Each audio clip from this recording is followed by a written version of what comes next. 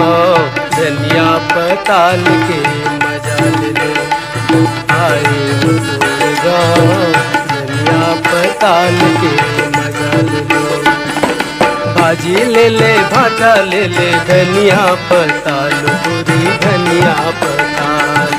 भाजी ले ले भाटा ले ले धनिया पताल रजा धनिया पताल। आए हो तोरे गाँव धनिया पताल के मजा ले ले। आए हो तोरे गाँव धनिया पताल के मजा ले ले।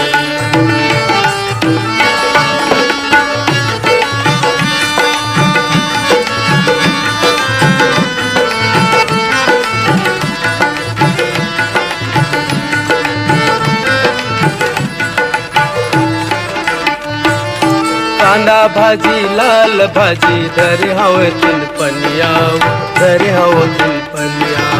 कांदा भाजी लाल भाजी धरे हकिन पनिया गा धरे हकिन पनिया।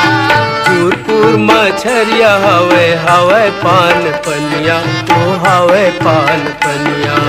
कुरकुर मछरिया हवे हवे पान पनिया गा हवे पान पनिया। आए हो तोरे गाँव धनिया पताल के मजा ले ले। आए हो तोरे गाँव धनिया पताल के मजा ले ले।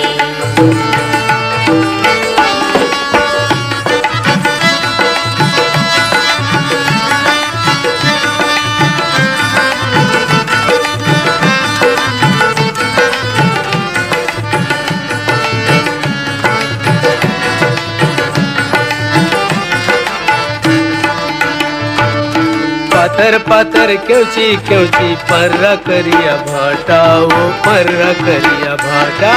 पातर पातर क्योंची पर्रा करिया भाटा गा पर्रा करिया भाटा। कुंदरू करेला हवे ले ले छाटे छूटा ओ ले ले छाट छूटा। कुंदरू करेला हवे ले ले छाटे छूटा गा ले ले छाटे छूटा।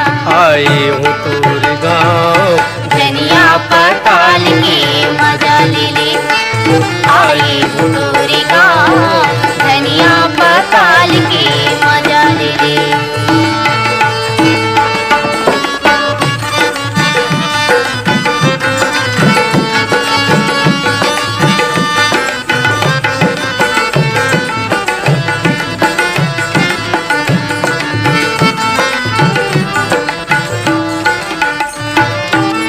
का तरोई तुमा ले लेनी मार के वो ले लेनी मार के।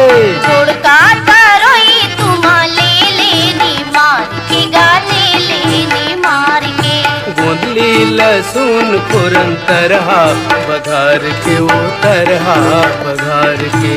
गोंदली लहसुन पुरन तरहा बघार के गा तरहा बघार के। आए हो तोरे गाँव धनिया पताल के मजा ले ले। आए हो तोरे गाँव धनिया पताल के मजा ले ले। भाजी ले ले भाटा ले ले धनिया पताल पूरी धनिया पताल।